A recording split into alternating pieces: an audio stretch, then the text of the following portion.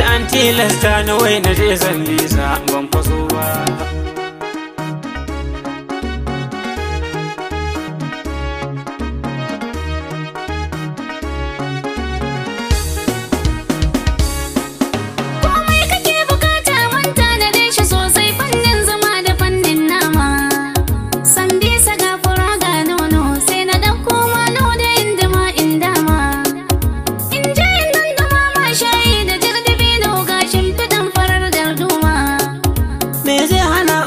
Sadakin ku je ku daura ke sai ki zo da karfe 10.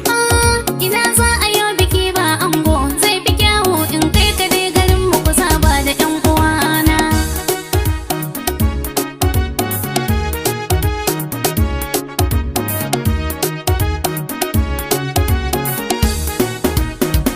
Jije dogo mai wanke godiyar kakanmu shekaran jiya Aisha zuma miya cije. To ni ne nake zama gunjinyar kin gaba ni da ikon da zan gusa in bar shi. To tun da na fito da shirina kuma ga mota kaga sai mu je in ganshi. Komai naka yanzu ya shafe ni tun da dai aure dole ne da kai ba fashi. To ai ƙauyen su babu hanyar mota masu mashin ma sai su ini su kwana su hantsi ba su iso ba.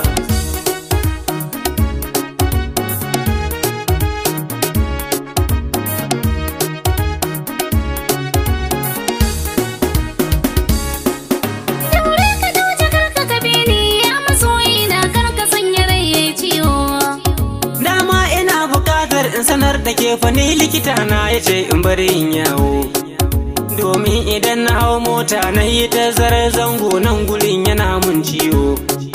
To yanzu yayi za aiki nan zuciyata kuma kai kadai take yin kiwo. Lallai ku kunkuru zai yi bira ban yi tsammanin ludayin miya zai iya kada mai gida ba.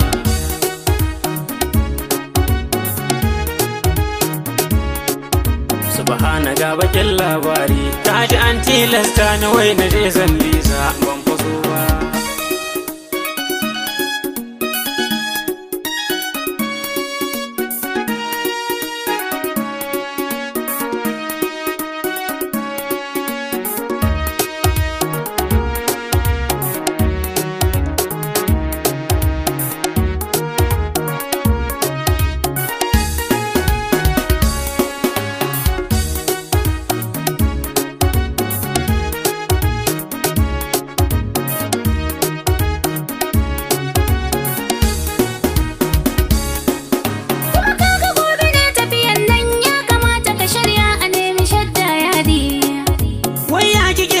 Tafiya gobe mu fanan gobe ilori za mu je maulidi, kuma sauri nake ana ta jira na a anguwa na karɓo aron kudin mai gadi.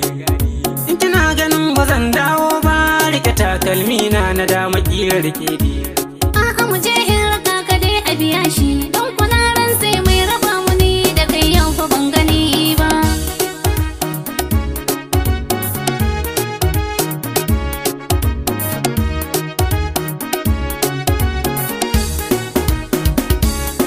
Nifa mata bakwai na fa wata karda saboda shegen zafin hannu da saurin duka.